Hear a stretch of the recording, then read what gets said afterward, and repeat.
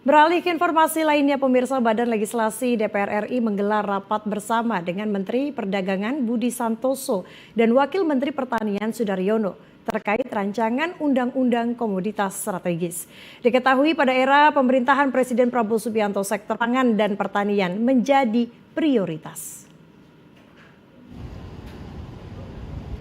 Rapat ini dipimpin secara langsung oleh Ketua Balek Bob Hasan bersama Menteri Perdagangan Budi Santoso dan Wakil Menteri Pertanian Sudaryono. Adapun rapat ini membahas terkait rancangan Undang-Undang Komoditas Strategis.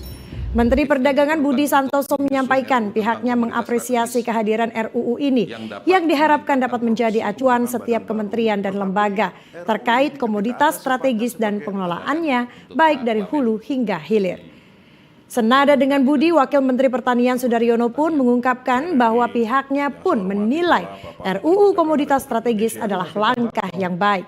Terlebih sektor pertanian dan pangan yang memang menjadi salah satu prioritas dari pemerintahan Presiden Prabowo Subianto. Pak Menteri Perdagangan yang saya hormati, Pak Wamen Pertanian. Jadi masukan kami secara umum, Pak, saya pikir ini bagus, Pak, ya, rencana RUU Komoditas Strategis yang tapi sebaiknya menjadi sebuah acuan atau pegangan bagi KL bagaimana membuat kebijakan mengenai komoditas strategis ini, mengenai hilirisasinya, mengenai kebijakan ekspornya, kebijakan impornya, yang nanti itu akan menjadi pedoman bagi kementerian teknis terkait. Ya, jadi kita akan mengikuti kebijakan ini yang nanti sudah disepakati tentunya, dan kalau misalnya kelembagaannya harus diperkuat, ya tinggal nanti di tusi-tusi kami di eselon 1 di Kemendak, di perindustrian ataupun di pertanian, tinggal diperkuat, Pak, tusinya. Diperkuat tusinya sehingga nanti justru tidak menjadi tumpang tindih.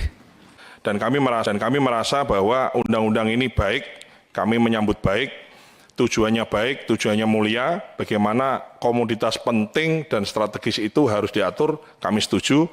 Hanya untuk pembentukan badan kami rasa mungkin perlu dikaji ulang dan kami merasa itu menambah birokrasi sehingga tidak efisien dalam pengaturannya, begitu.